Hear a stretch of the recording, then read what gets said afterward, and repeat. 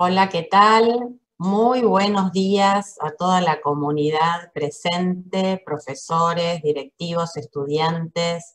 Hoy nos convoca una actividad muy interesante, organizada en forma colaborativa por 3 universidades que están acreditadas por CLAEP: la Universidad del Norte de Barranquilla, la Universidad de los Hemisferios de Ecuador y la Universidad Anáhuac México Cancún. Son 3 programas que han acreditado con CLAEP, algunos ya tienen más de una acreditación encima, con mucha experiencia en la calidad en la enseñanza del periodismo, garantizada por la Sociedad Interamericana de Prensa.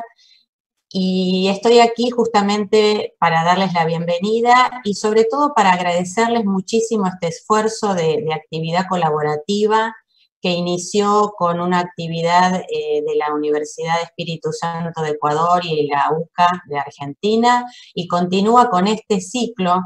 Un mundo sin fútbol es un mundo bastante triste, diría yo, y ahora ellos van a estar encargados de contar de qué se trata esto, con la moderación de Humberto Tungui, que es el director de la Facultad de Entretenimiento y Comunicación de Anáhuac Cancún. Los dejo, más que nada agradecerles muchísimo, hacerles un pequeño anuncio, que muy pronto vamos a inaugurar la Cátedra CLAEP, que va a consistir en ofrecer seminarios de calidad académica, donde todos los programas acreditados por CLAEP en 5 países diferentes de América Latina van a tener la oportunidad de ofrecer el seminario, solo organizándonos con las fechas y los horarios, para que todos nuestros estudiantes acreditados y nuestros profes tengan la posibilidad del intercambio del enseñar y el aprender a nivel internacional. Así que, bueno, con esta excelente noticia y con este excelente conversatorio que ahora todos van a compartir, los dejo y les agradezco muchísimo. Le doy la palabra a... No sé si habla los hemisferios ahora o habla Humberto. Conmigo, Susi, Humberto. Humberto, te dejo la palabra entonces. Un beso grande. Perfecto. Muchas gracias y muy buenos días a todos. Gracias, querida Susana Michel, directora ejecutiva de CLAEP. Desde luego saludamos a la distancia también al maestro Aurelio Collado, presidente del Consejo Latinoamericano de Acreditación de la Educación en Periodismo y Comunicación. Muchas gracias de verdad por todo el respaldo y un saludo para todos ustedes.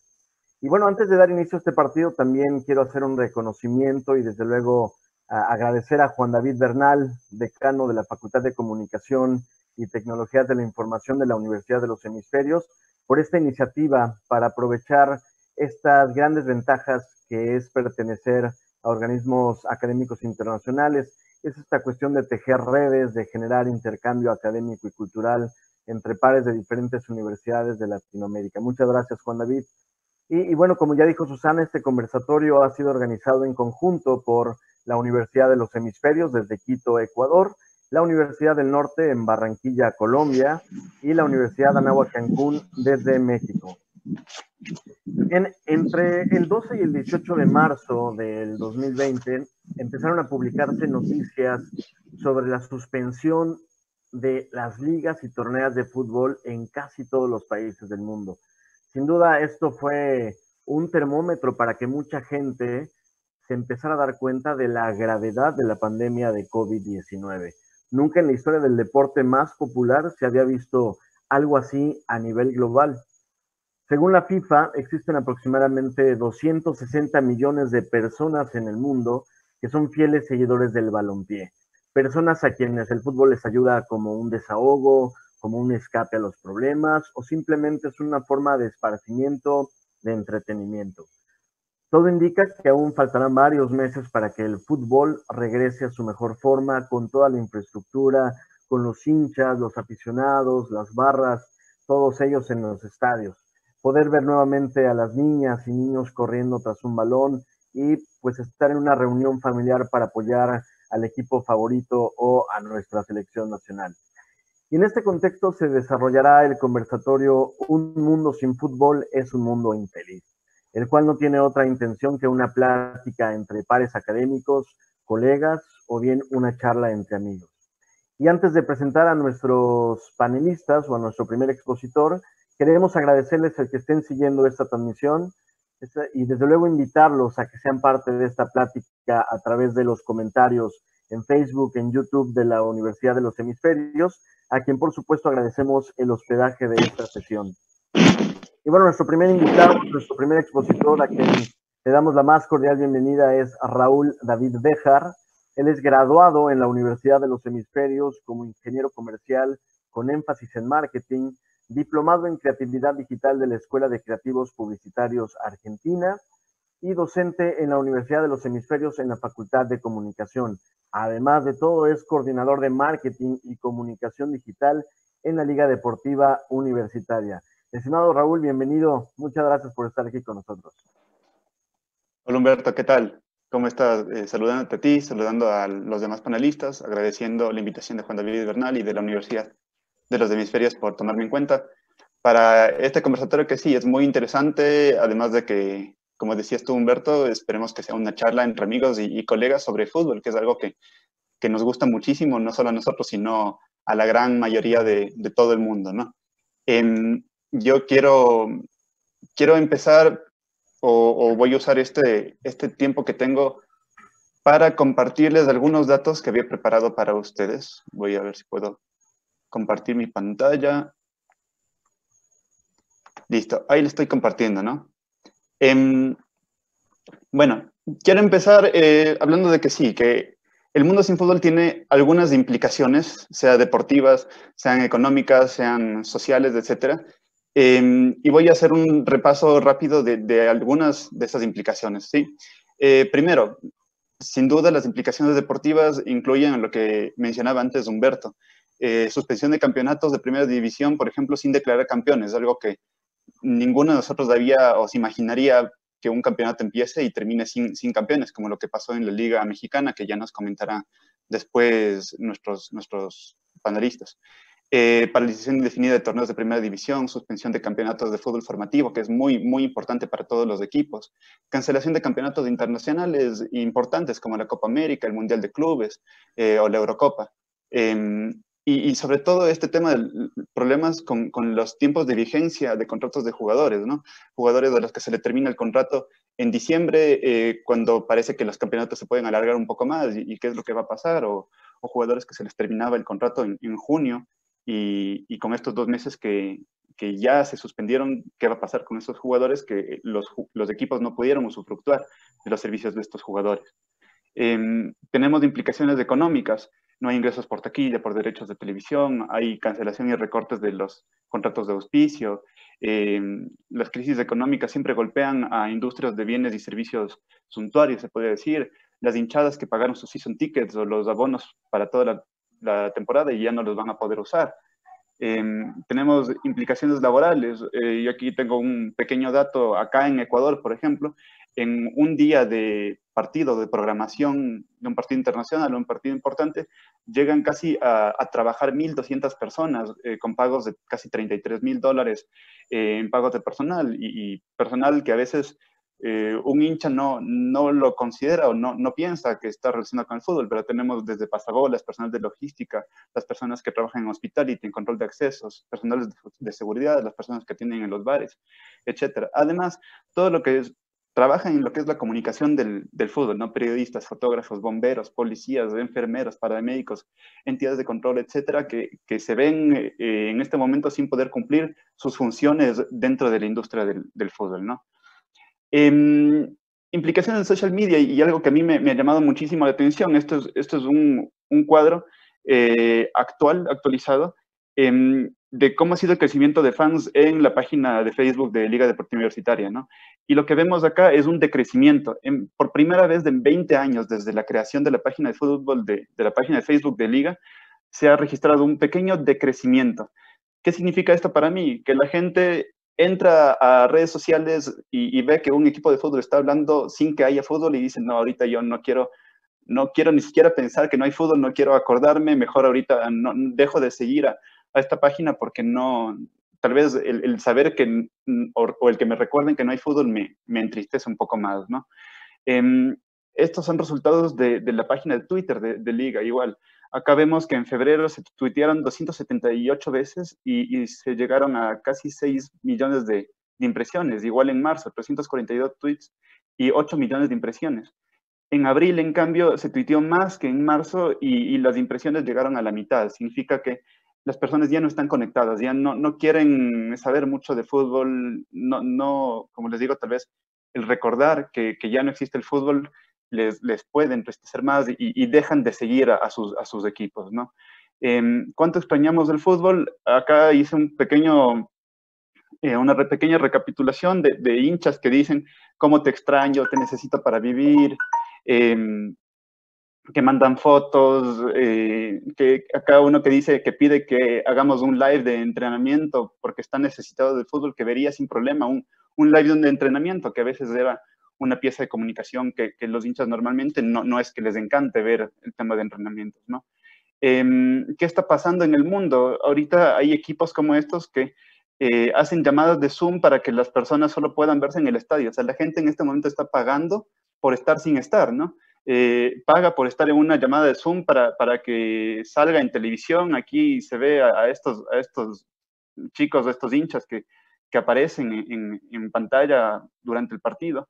O está esta iniciativa de este equipo de fútbol alemán, que también hinchas nuevamente que pagan por estar sin estar y por tener un dummy, por tener un cartón en los graderíos, ponen ahí para que sus jugadores sientan que les están apoyando, ¿no? Ese para mí es ahorita cuánto la gente extraña poder estar en el estadio. Ya Misael nos va a comentar también un poquito más de temas de mercadotecnia alrededor del fútbol, pero quería comenzar con esta introducción.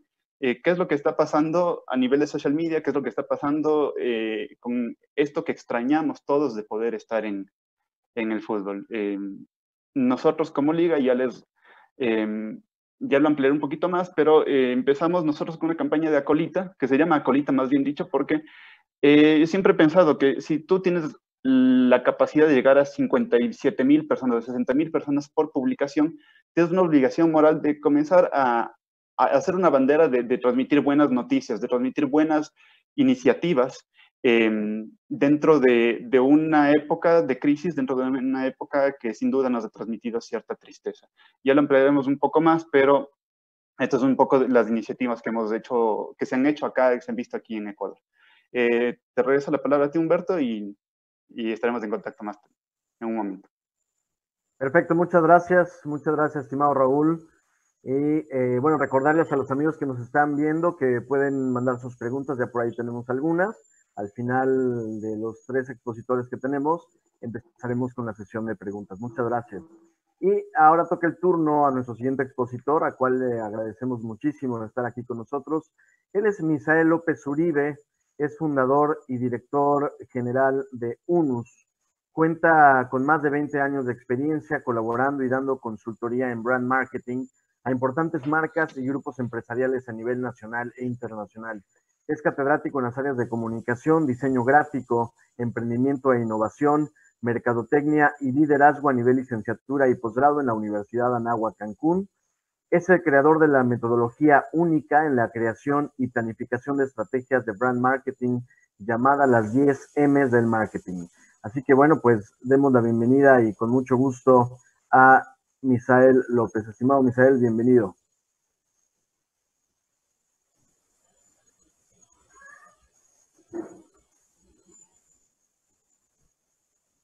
Sí, Misael, no tenemos audio. Si nos ayudas, por favor. Ahí está. ¿Sí me escucha? Ahí estamos, muy bien. Gracias por la invitación. Pues estoy muy complacido de estar aquí con todos ustedes y sobre todo de hablar de este tema tan fascinante, apasionado, que es el fútbol, que hemos visto que caen países, matrimonios, y todo por culpa del fútbol, ¿verdad? Pero bueno, no quisiera yo pasar el momento, la oportunidad de hablar un poco sobre este fenómeno, porque yo veo que el fútbol es todo un movimiento comercial, empresarial. Se puede ver desde el punto de vista local, regional, a nivel país y a nivel mundial, ¿no? Aquí está en juego algo muy importante que son las marcas. Las marcas, que son los clubes deportivos, es lo más importante a considerar, ya que es la semilla y es el origen de todo. Para mí, ¿qué es una marca? Y ahí lo podemos entender todo. La marca no es un logotipo, no es el nombre, la marca no es el mismo producto o sus servicios, que en este caso sería el fútbol. La marca es son todas aquellas emociones que estamos dispuestos a consumir. Eso es en realidad lo que es una marca. Y todos los hinchas, los seguidores, los fanáticos de un club deportivo hacen suya la marca gracias a todas estas emociones. Y ahí están involucrados valores que tiene el mismo club deportivo. Viene también todos los triunfos, los fracasos que también se dan, y el tema de qué tan honesto y ético es el club deportivo. También tiene mucho que ver. Todo esto se refleja pues, en sus colores, en sus símbolos, en sus gritos de guerra, en sus cánticos. Es una manera de expresar esa identidad con el club deportivo. Y de ahí, pues, cada equipo de fútbol va a tener vamos a decirle, su máximo diferenciador, ¿verdad? Cada equipo está etiquetado en nuestras mentes de una forma u otra. Si pensamos en el equipo A, en el equipo B, en el equipo C, de diferente liga, todos tenemos tenemos una etiqueta para cada equipo. Pero aquí lo importante es cómo la marca conecta con los seguidores. Y cuando conecta emocionalmente, cuando se vive todo ese proceso, surge algo que para mí es importantísimo, que se llama lealtad. Creo que yo soy un claro ejemplo de lo que es lealtad a la marca, portando esta playera del Morelia, en las buenas, en las malas, como es lo único que me queda decir, ¿verdad? Pero aquí estoy con esa lealtad, porque para mí hablar del equipo Atlético Morelia es hablar de muchas cosas que me dan arraigo, que me dan mi forma de ser, mi personalidad. Entonces, si yo digo no al Atlético Morelia, es como rechazarme a mí, a mi identidad, a mi familia, a mi origen. Entonces, fíjense cómo un equipo de fútbol se conecta a muchas cosas más. Y bueno, pues está temas de merchandising, temas de los hinchas, de los fans, los mismos futbolistas y el equipo deportivo. Como un equipo deportivo, su función, su objetivo a futuro es convertirse en un club social y debe de interactuar con la sociedad.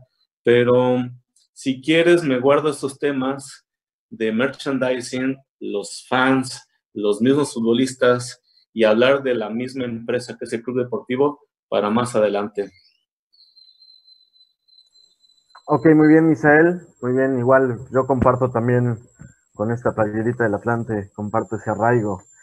Y bueno, pues muchas gracias, Misael. Vamos ahora con nuestro siguiente expositor, y nos da muchísimo gusto saludar al doctor Faruk Caballero. Estimado Faruk, él es doctor en estudios latinoamericanos por la Universidad Nacional Autónoma de México, magíster en periodismo y magíster en literatura de la Universidad de los Andes, licenciado en español y literatura por la Universidad Industrial de Santander. Es hincha de Atlético Nacional y está convencido que el fútbol no es el opio del pueblo, porque el fútbol es un teatro real de todos los problemas del planeta. De eso nos va a hablar desde Barranquilla y jugando por la Universidad del Norte, donde es titular del equipo de comunicación social y periodismo. Estimado Faruk, bienvenido.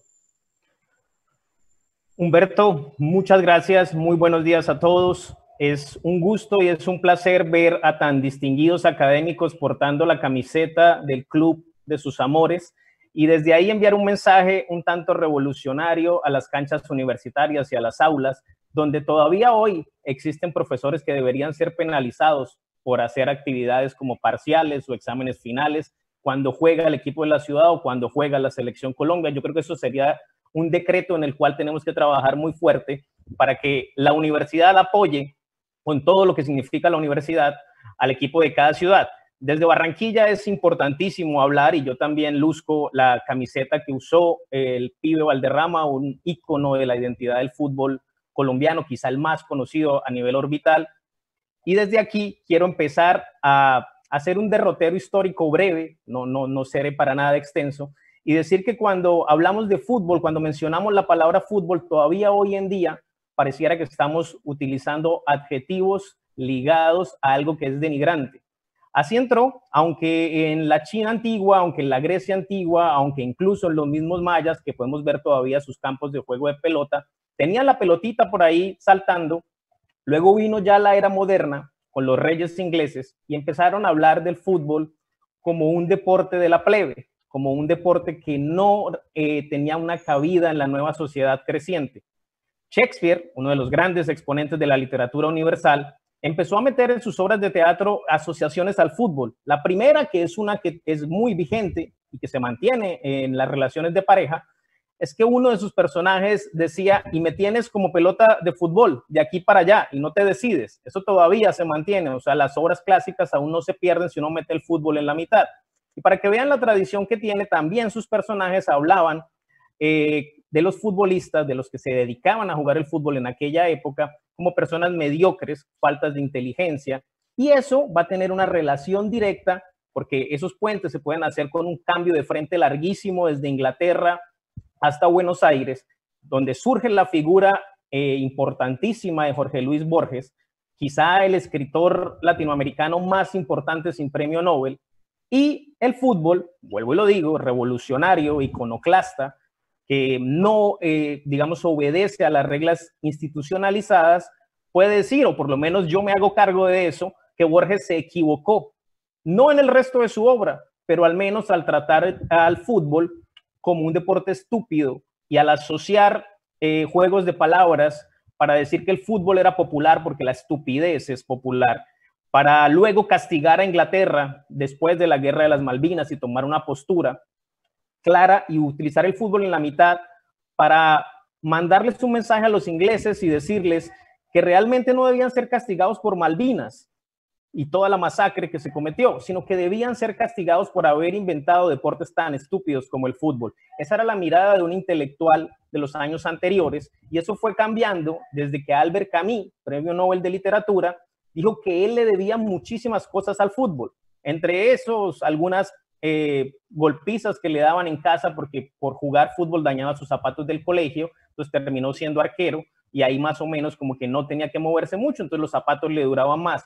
Camus va a soltar frases impresionantes y una de ellas es que le debe al fútbol el haber aprendido a comportarse en las ciudades grandes donde la gente no viene realmente de frente. Lo mismo que sucede con la pelota cuando uno está jugando. Cuando uno está jugando, uno no sabe muy bien por dónde le va a venir la pelota y así es el comportamiento de la gente, sobre todo en ciudades que tienen muchos choques. Desde Camus empiezan a inaugurar una cantidad de debates importantísimos y la universidad voltea a mirar al fútbol. Por eso yo celebro de sobremanera que hoy nos sentemos a conversar un poquito sobre miradas distintas de un deporte que es lo más democrático que yo conozco. Una persona puede patear la pobreza, esa pobreza sistemática que su gobierno, sobre todo en Latinoamérica, lo condena y con su talento puede sentarse luego en la mesa de los que hoy serían los reyes, en un restaurante, por ejemplo.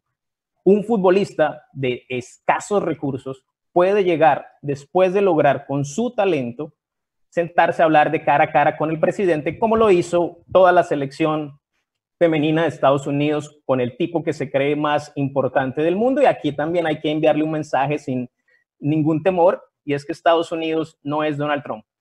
Hasta ahí dejo y sigo para lo que me quieran preguntar y para lo que quieran conversar.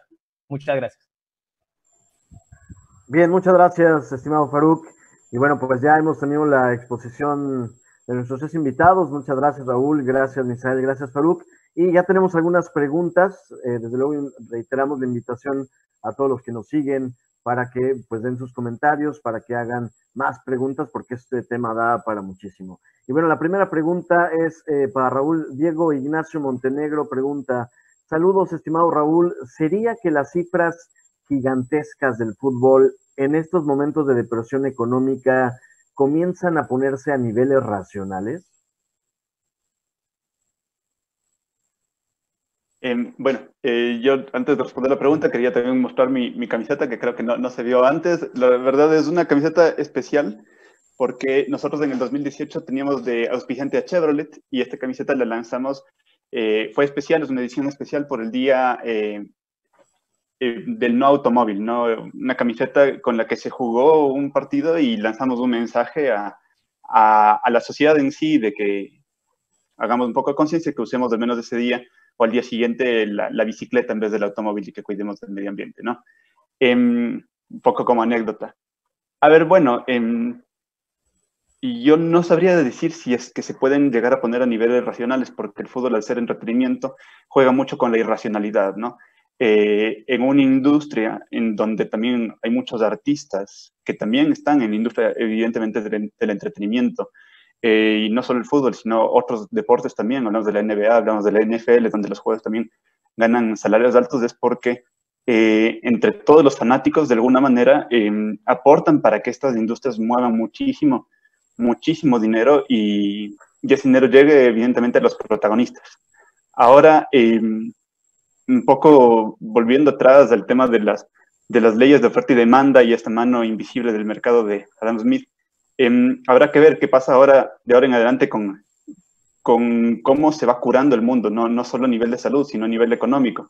Si es que las personas le van a seguir dando la importancia al entretenimiento, como lo daban antes, si es que las personas con tanto que extrañan el volver a un estadio, el poder ver fútbol en vivo, se va a volcar a primera vez que se abran nuevamente las puertas de un estadio, si van a volcar nuevamente a los estadios, a las gradas, a los graderíos, o si más bien van a cuidar su presupuesto, van a seguir golpeados y van a decir, no, a ver, o este fin de semana o como, o me voy al estadio.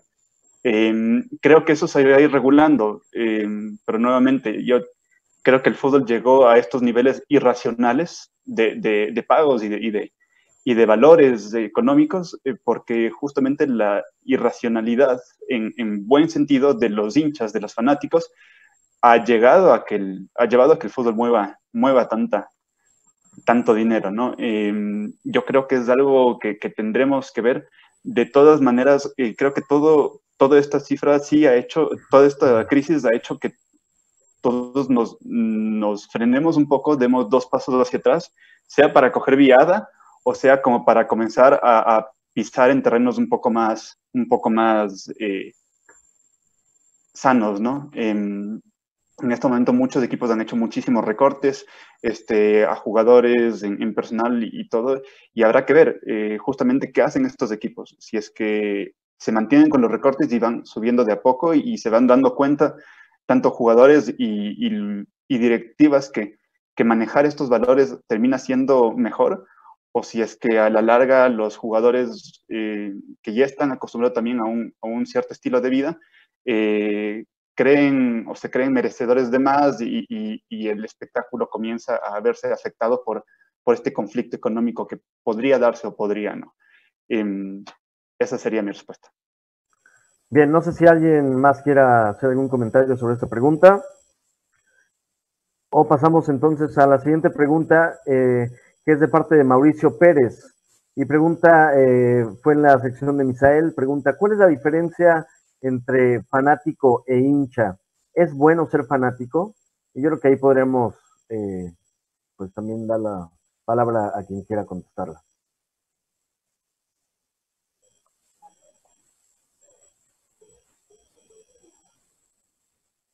Sí. Ya. Se me olvida que debo de activar el micrófono. Miren, los seguidores de un club deportivo pueden tener diferentes niveles y a partir de ahí podemos entender bien de qué se trata todo esto y las diferencias. Vamos a llamarle los seguidores son como se les dice, los hinchas, pero dentro de estos niveles de estas categorías, de este grupo, perdón, hay diferentes categorías. Están los que son los embajadores de marca, que esos son, como decimos aquí en México, de hueso colorado. Estas personas defienden a capa y espada, a morir, lo que es su equipo de fútbol. No importa si va bien o va mal, ellos a como de lugar siempre tienen un comentario a favor del equipo. Y sobre todo, su mayor característica de estos embajadores de marca o hinchas de máximo nivel, siempre están tratando de atraer más personas a su club deportivo. Aquí un ejemplo claro, en México tenemos a los seguidores del América, que cada vez que gana, pues siempre tienen un comentario que decir. Cada vez que pierde, también tiene otro comentario que decir, donde ellos no pierden, sino que alguien les hizo una mala jugada. Y siempre están tratando de atraer más gente a su nido, por así decirlo. Y pues esos serían los embajadores de la marca, y siempre hasta está la frase de ódiame más, ¿no? Los fans es otra categoría. Los fans sí les encanta el fútbol, los fans tienen sus equipos favoritos, pero dependiendo de la situación, definen con quién están, en qué momento y de acuerdo a su conveniencia. Un fan de marca, un fan de un equipo o de varios equipos de fútbol siempre va a estar escogiendo el equipo que en ese momento le convenga. Ese es un fan de marca. Es el paso previo a ser un embajador. Y bueno, también tenemos seguidores por tradición, seguidores por conveniencia, ¿ok? Que hay muchos. Pero no olvidemos, dentro de estas categorías de los seguidores del fútbol, a los líderes de opinión. Esos son los más importantes a considerar. Un líder de opinión te levanta, te confronta, o te tira. Entonces, también los líderes de opinión son muy, muy importantes. Pero sí, hay una gran diferencia entre un fan y un embajador. Y todos son hinchas, de cierta manera. Perfecto, muchas gracias. No sé si Raúl, Faruk quieran expresar algo sobre esta diferencia entre fanático e hincha. Si me permites, Faruk, a ver, tal vez estamos también hablando de cierto tipo de diferencia de lenguajes, ¿no? Acá, al menos en Ecuador, el término fanático se lo usa para varias cosas, no solo fanáticos de fútbol, sino hay fanáticos políticos, hay fanáticos religiosos, hay fanáticos, bueno, de varia índole, y yo concibo tal vez la palabra fanático, y más bien Faruk también me apoyará o me debatirá, entre esta persona con, no quiero decir taras mentales, o tal vez con esquemas mentales muy, muy rígidos y en cierto tipo extremistas, ¿no? Para mí un fanático llega a ser esa persona que no llega a escuchar ciertos argumentos, tal vez, y que siente que lo que él siente o piensa es más bien su verdad, y que puede existir otras verdades, pero que él está ahí contento con la suya, y puede llegar a niveles de irracionalidad un poquito más altos. En cambio, el hincha es el seguidor, tal vez un poco el embajador, tal vez lo que decía Misael, es una persona que, si bien el hincha, el amor por un equipo puede llegar a ser irracional en cierto modo, puede ser un seguidor más, una persona un poco más positiva. Creo yo que tal vez esa sería la diferencia. Yo tengo un amigo que alguna vez me me dio un consejo y me dijo, cuídate de los fanáticos, porque sí, porque son personas con las que a veces no se puede debatir o conversar mucho.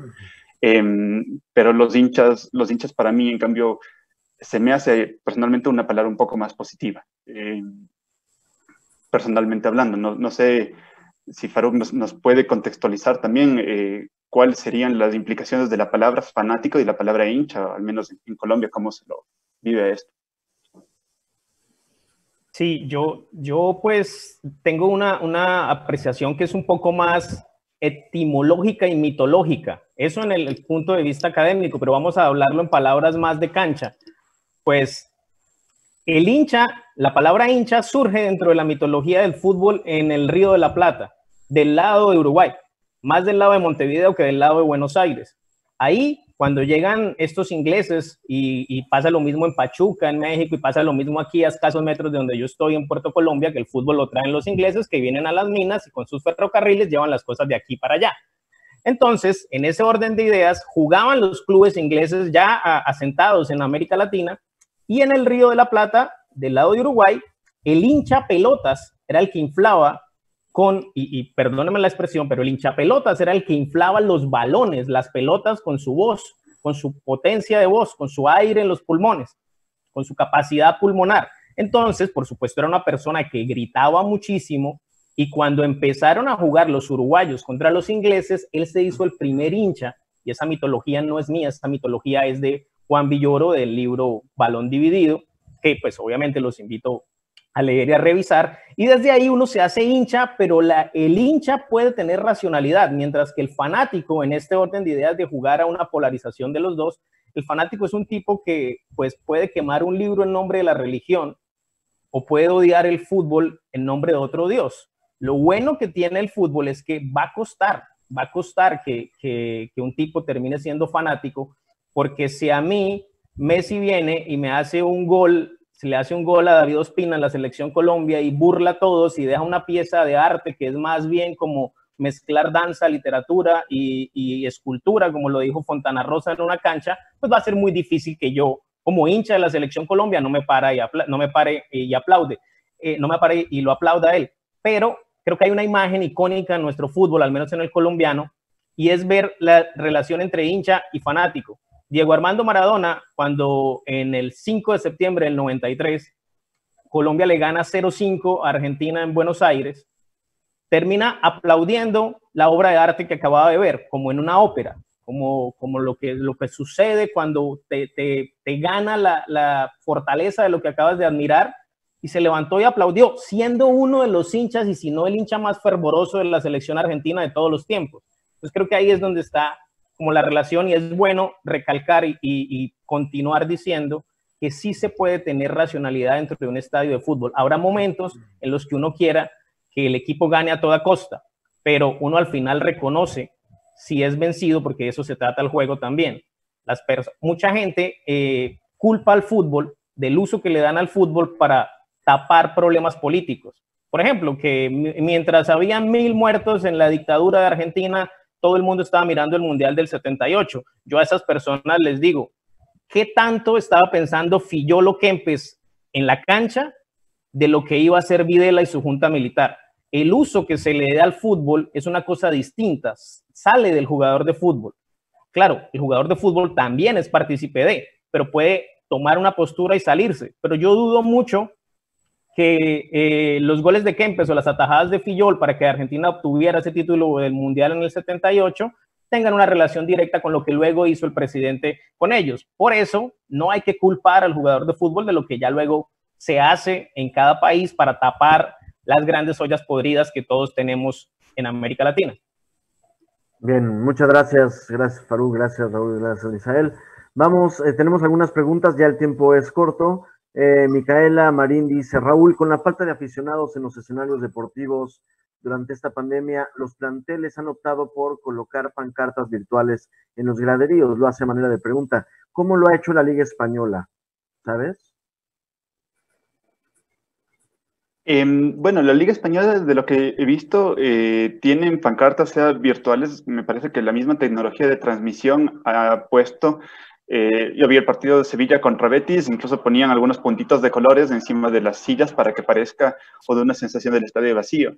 O el partido de Real Madrid pusieron incluso un audio virtual para que se escuche un sonido de ambiente y los cánticos de la barra del Madrid. Incluso en el estadio, ahorita Madrid ya no está jugando en Santiago Bernabéu, está jugando en el Alfredo Di Stéfano, pusieron una lona grande en donde me parece que la televisión podía proyectar publicidad virtual y más bien un recurso tecnológico muy, muy interesante. Acá en Ecuador todavía estamos pendientes de los protocolos de reanudación por parte de la Liga Pro. Me parece que cada equipo tiene sus proyectos, un poco como los que mostré en un inicio, para dar una oportunidad a los hinchas de que se sientan o que se puedan sentir que están en el estadio, pero también dependerá mucho tanto de la economía de los clubes y de la economía de los auspiciantes, ¿no? A veces tenemos que tomar en cuenta que el core business del fútbol es el fútbol, entonces a veces el invertir y poner pantallas a lo largo de toda la tribuna para que salgan en las tribunas, si es que eso no nos representa de alguna manera un ingreso adicional, al menos es un proyecto autosustentable y genera más gasto en un momento en el que los clubes no pueden aguantar más gasto, sería difícil hacerlo. Esperemos que tanto la Liga Pro como los equipos y los auspiciantes se puedan juntar para que el regreso al fútbol en un escenario tal vez sin estadios pueda ser un poco más vistoso, ¿no? Ok, muy bien. El doctor Félix López de Cancún dice, nosotros los pedagogos del deporte consideramos que el fútbol es grande, no solo por sus implicaciones económicas o sociales, sino también por los valores éticos, morales y políticos que forma en el que lo practica, y sobre todo fomenta el trabajo en equipo. Bien, era más bien un comentario del doctor Félix. Muchas gracias, doctor. Y bueno, voy a unir unas preguntas de Linda San Pedro, que dice, ¿cuáles serían las medidas más convenientes a tomar para retomar el fútbol a pesar de la situación de la pandemia? ¿Cuál sería su comentario? Y María Romero dice, hola Faruk, el fútbol en Colombia está a punto de retornar. ¿Cómo crees que se dé ese regreso? ¿Habrá complicaciones o beneficios para algún sector? Entonces yo creo que esas dos preguntas pueden ir hiladas. ¿Alguien que quiera contestar? ¿Cómo creen que será el regreso y qué medidas son las más convenientes?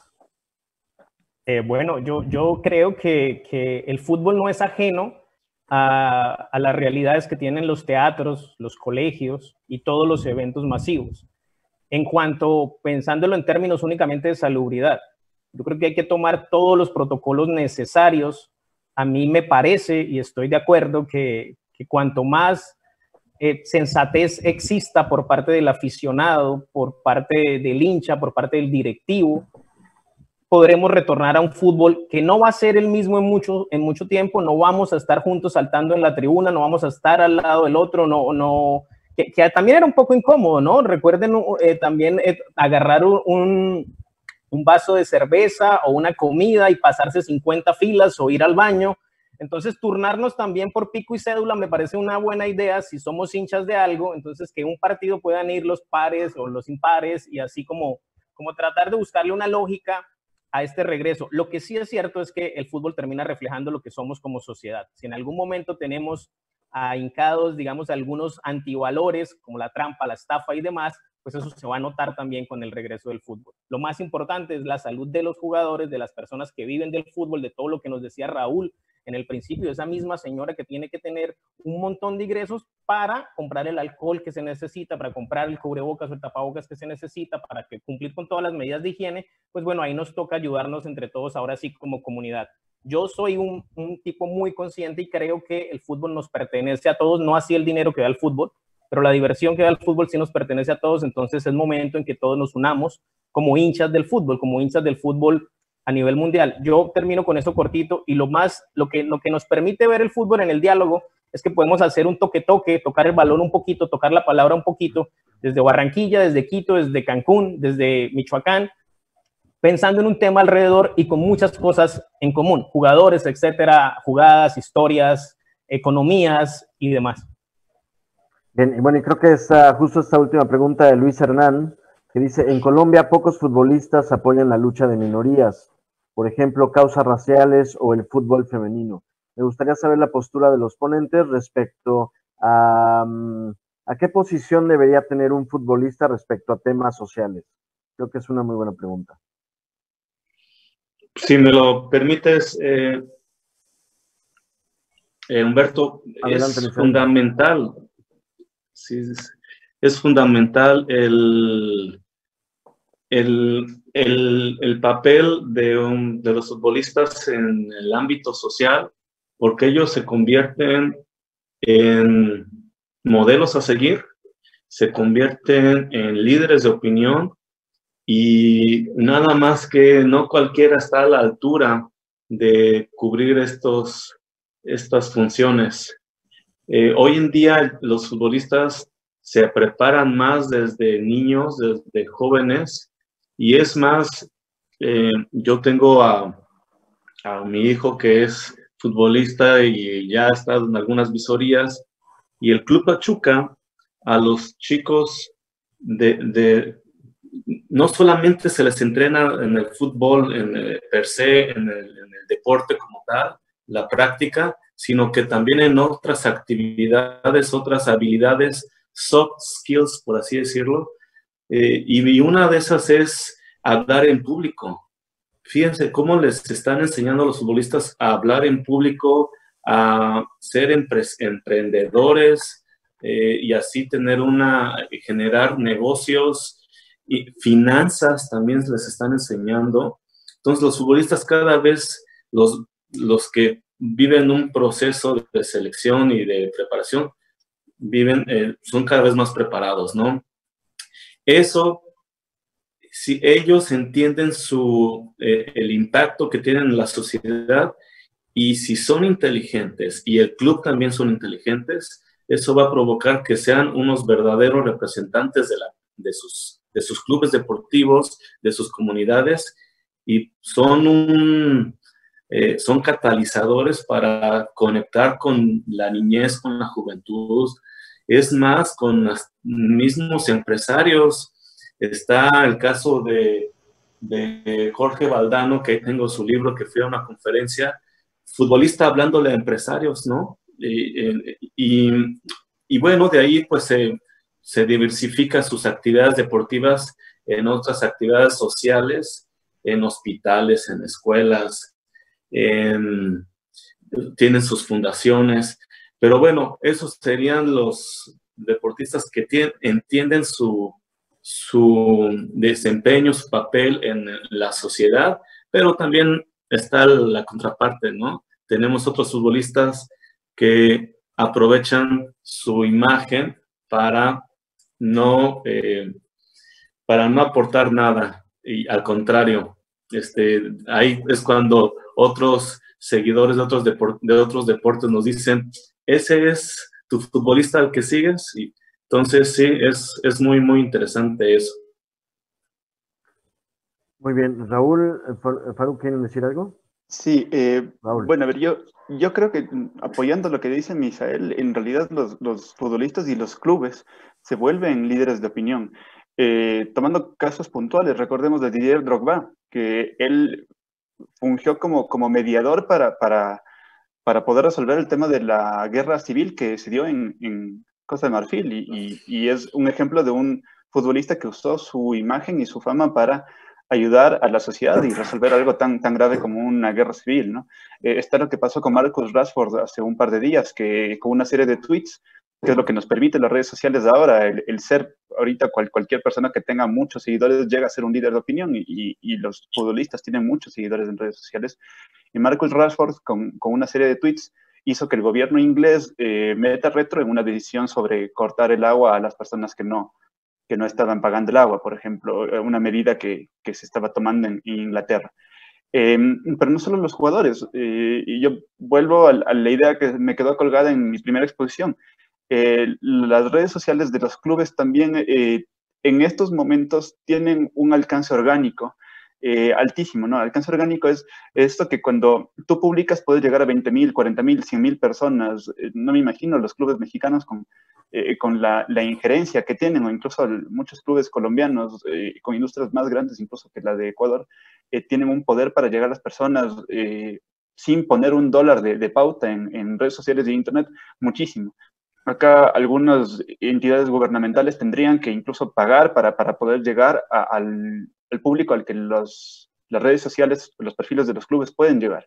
Entonces sí te obligan a los clubes de fútbol a llevar un mensaje de concientización social, a difundir medidas de prevención, a llevar la bandera de exponer buenas noticias. Para mí es una responsabilidad que en estos momentos donde todos tenemos que juntarnos y echar para adelante, tienes que usar ese poder que tienes de influencia en las personas para llevar mensajes positivos de concientización, apoyar a las medidas que pueden tomar los gobiernos como clubes. Y evidentemente los jugadores también aprovechar en buen sentido para sentirse líderes y representantes de una sociedad y luchar con ciertas cosas. El tema de Black Lives Matter está pegando muchísimo. Vemos jugadores de color que cuando meten gol hacen referencia a las muertes de George Floyd, por ejemplo, y se convierten de alguna manera en líderes y llevan la bandera de estas causas sociales que también han explotado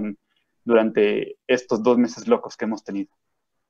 Yo me robo ahí 60 segundos porque sé que el tiempo en televisión es costoso y estamos llegando al final, pero quiero acotar 2 cositas porque en la pregunta va dirigida hacia Colombia, o sea, está muy bueno en el punto macro, pero si los jugadores importantes de la selección Colombia o de los grandes clubes que tiene Colombia económicamente hablando y pues también simplemente hablando de los 18 o 20 clubes importantes que puede tener el país, deberían como sentar su voz siendo líderes de opinión por la cantidad de cosas que ustedes dijeron, por la cantidad de influencia que pueden generar sobre temas específicos.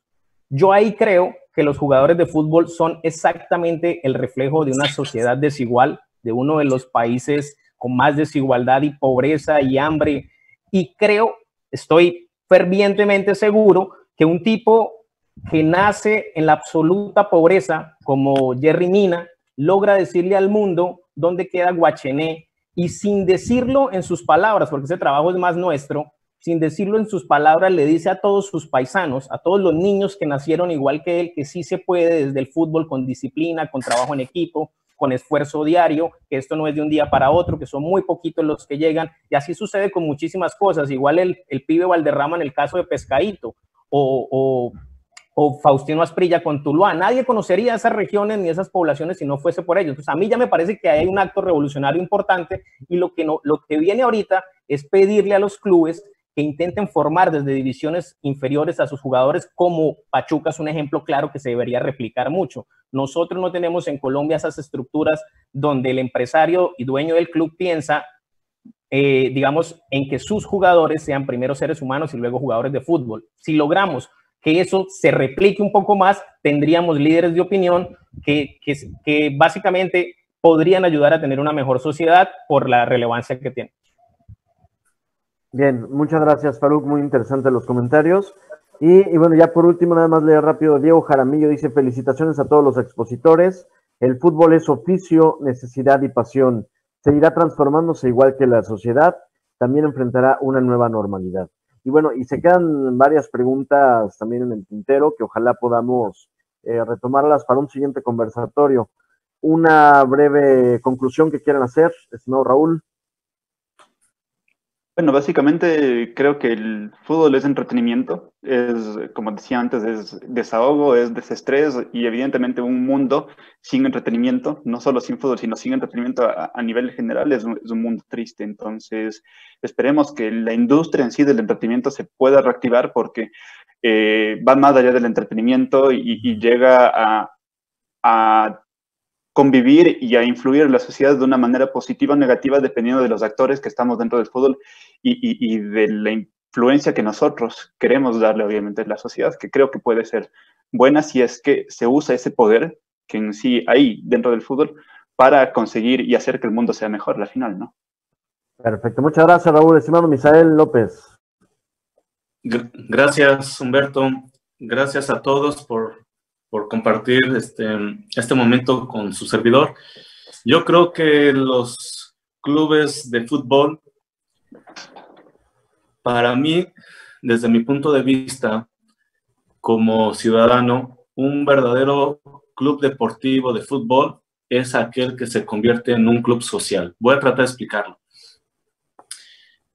es cuando rompe las barreras de lo que es solamente fútbol y el club deportivo se entrega, convive, interactúa con la comunidad. Es ahí cuando el club deportivo entiende su posición, como lo estuve comentando anteriormente, y se convierte en un punto de reunión, un punto de convivencia, un punto social, un punto de reunión social, y su preocupación no solamente es vender entradas o tener los mejores futbolistas o tener los mejores acuerdos de transmisión en televisión o tener el mejor merchandising. No, creo que aquel club deportivo de fútbol es aquel que tiene la capacidad para desarrollar y procurar valores en el tejido social. Y hoy más que nada se necesita eso. Eso es trabajar un club deportivo como empresa, como tal, que está insertada en la sociedad y trabaja su estrategia de marketing social en su máxima expresión. Perfecto, muchas gracias, Misael. Y ya por último, nada más un brevísimo comentario, Faruk, porque nos tenemos que despedir. No, infinitas gracias a todos, gracias al rector de la Universidad de los Hemisferios, Diego Jaramillo, que fue el que nos comentó, y por aquí a la orden para seguir jugando. Perfecto, muchas gracias a todos, gracias a la Universidad del Norte, Anáhuac, Cancún, Hemisferios, y ojalá que este conversatorio se repita muy pronto. Un abrazo para todos, que tengan feliz jueves. Hasta luego, muchas gracias. Muchas gracias con todos, gracias por estar aquí, nos vemos.